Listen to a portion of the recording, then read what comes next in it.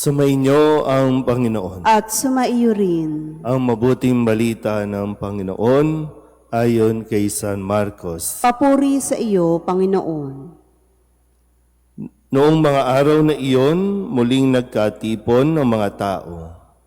Naubos na nila ang kanilang pagkain, kaya tinawag ni Jesus ang kanyang mga alagad at sinabi sa kanila, "Nahahabag ako sa mga taong ito, sapagkat 3 araw na ngayong kasama ko sila at wala na silang makain.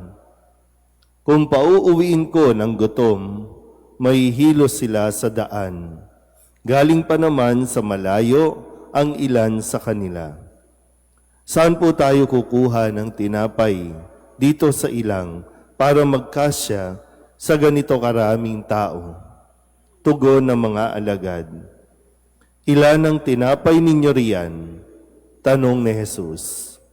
"7 po," sagot nila. Ang mga tao'y pinaupo ni Jesus sa lupa. Kinuha niya ang 7 tinapay at nagpasalamat sa Diyos. Pinagpira-piraso niya ang mga iyon at ibinigay sa mga alagad upang ipamahagi sa mga tao. Gayon nga ang ginawa ng mga alagad. Mayroon din silang ilang maliliit na isda. Muli siyang nagpasalamat sa Diyos at inuutos niyang ibigay din iyon sa mga tao. Kumain ng lahat at nabusog. At nang tipunin nila ang mga pira-pirasong tinapay na lumabis, nakapuno sila ng 7 bakol na malalaki. At may 4,000 ang kumain. Pinayaon ni Jesus ang mga tao. Saka siya sumakay sa bangka, kasama ng kanyang mga alagad, at nagtungo sa lupain ng Dalmanuta.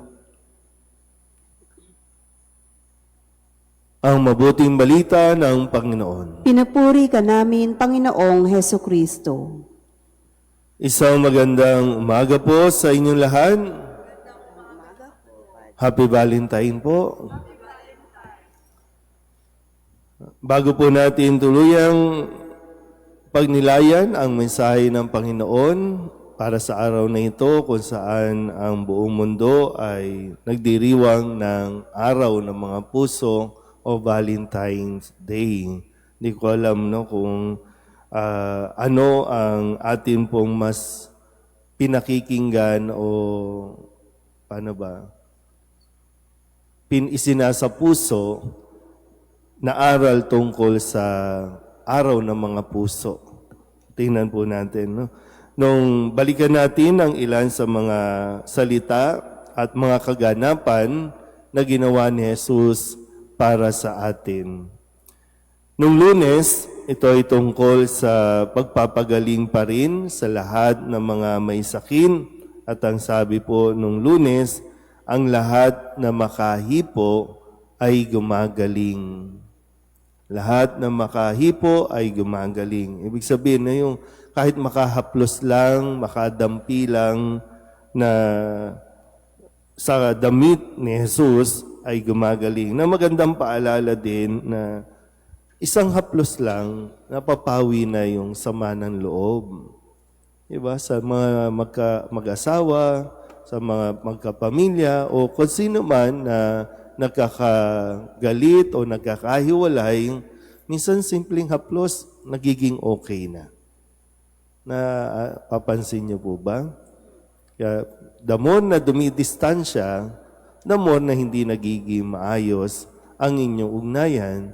Pero yung haplos, bahagi ng paglalambing, yung haplos, bahagi ng pag-i-encourage, yung haplos na nagsasabing magiging okay ka rin. Nung Martes, sinabi ni Jesus, tungkol pa rin sa paninita, ito naman ay tungkol sa paninita ng mga Pariseo at Eskriba doon sa kanilang pagpapatupad ng kautosang minana mula sa mga tao. Sabi ni Kristo, "Kay husay ng paraan ninyo sa pagpapawalang bisa sa utos ng Diyos, masunod lamang ninyo ang mga turong minana ninyo. Na talaga naman kahit hanggang ngayon, no? Napakagaling nating gumawa at mag-amend ng kung ano-ano mga batas. Pero yung batas ng Diyos, hindi na natin kinikilala. Noong Miyerkules, ang paalala sa atin sa tulong na mahal na Birhen, ang lagi niyang sinasabing, gawin ninyo ang anumang sabihin niya sa inyo. Ano bang, sa usapin ng Valentine's Day, ano ba ang sabi ni Kristo na dapat natin pakinggan? Ibigin ang kaaway. Ipanalangin ang mga umuusig sa inyo. Yan ang isa sa mga sinabi ni Jesus. Noong Huwebes, sabi naman ni Kristo doon sa babaeng nakiusap sa kanya para sa kanyang anak na inaalihan ng demonyo. Na bagamat, no, sabi niya, kahit siya ay tuta na naghihintay sa mumong nahuhulog mula sa mga anak, pero alang-alang sa mga anak o sa kanyang anak, tatanggapin niya ito. Kaya sabi ni Kristo, dahil sa sinabi mo, maaari ka nang umuwi, iniwan na ng demonyo ang iyong anak. Paano magiging okay ang inyong samahan? Baba mo ang pride mo.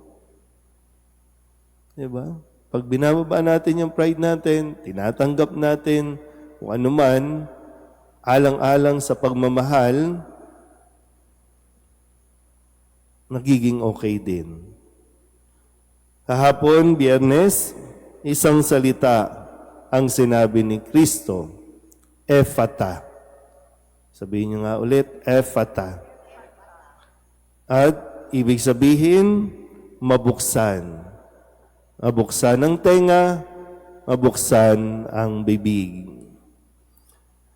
Ngayon, araw na ito, sabi sa ating kwento, kung saan ang pagpapakain ng higit 4,000 katao, yung paraan na ginawa ng Kristo, sabi po dito, no, kinuha ni Jesus ang tinapay at nagpasalamat sa Diyos. Ngayon, dalawang bagay mula sa ating mga pagbasa ang maunawaan nawa natin sa tulong din ni San Cirilo at Metodio tungkol sa pag-ibig. Paano nga ba magmahal? Sa unang pagbasa, mayroong tapat na Diyos na nagmamahal sa Israelita. Pero dahil sa kataksilan ni Solomon, nagpaulit-ulit ang pagkakamaling ito at ginawa pa rin ito ni Haring Jeroboam. Mayroong nagmamahal ng tapat, pero hindi siniklian ng katapatan, kundi ng kataksilan. Sa pamamagitan ng pagtatayo ng mga dambana, pagsamba sa mga Diyos-Diyosan. Mirain niyo, no? May nagmamahal sa iyo ng tapat, pero pinagtaksilan mo pa rin. Hindi ganon ang nagmamahal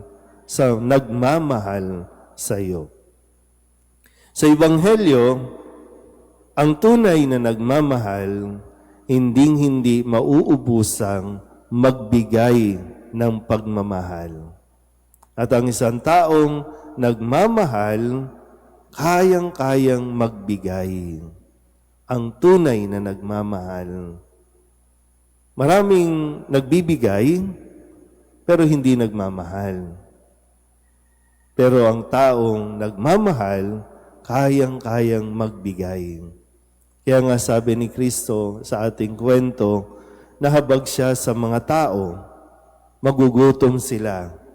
Yung ba, di ba, ang nagmamahal, tinitingnan mo kung ano ang maibibigay mo at hindi yung kung ano ang makukuha mo. Yun ang tunay na nagmamahal. Kaya nga sabi ni Kristo sa kanya mga, ano bang mayroon kayo? Diba? Ano bang meron kayo? Kung ano man nandyan, ipagpasalamat mo, doon tayo magsimula. Kung anong mayroon, ipagpasalamat natin hanggang sa payayamanin, payayabungin, at hindi mo makikita, sobra-sobrang biyaya na pala ang nasa sa inyo. Ngayon kasi, no, sa pamamaraan ng mundo, maging ang pag-ibig, ang pagmamahalan ay ginagawang negosyo. Kaya yung sinasabi nilang, mahal ang magmahal. Kasi ang sabi ng mundo, bumili ka ng mamahaling bulaklak. Bumili ka ng masasarap na tsokolate. Bumili ka ng kung ano-ano na talagang nandyan para patunayan mo ang iyong pagmamahal, para ma-appreciate ang iyong pagmamahal, ito dapat ang bigay mo. Bigay ka ng kotse, bigay ka ng relo, bigay ka ng bag, magbigay ka ng pabango. Mga big time. Yan ang sabi ng mundo para kumita. Diba? Pero para kay Kristo, tingnan mo anong mayroon sa iyo, mula sa iyo. Kasi nagbibigay ka nga ng mamahalin, wala ka namang oras. Nagbibigay ka nga ng mamahalin, pero simpleng yakap hindi mo maibigay. Kasi namamanipulate ng mundo ang ating pong pananaw o ang ating pamamaraan. Pero muli, no, ibinabalik tayo ni Jesus sa simpleng paraan. Yung matuto kang tingnan kung anong mayroon, ipagpasalamat mo, saka mo ibigay ang pagmamahal na yan na talagang bubusog, siksik, liglig at umaapaw na pagmamahal. Amen?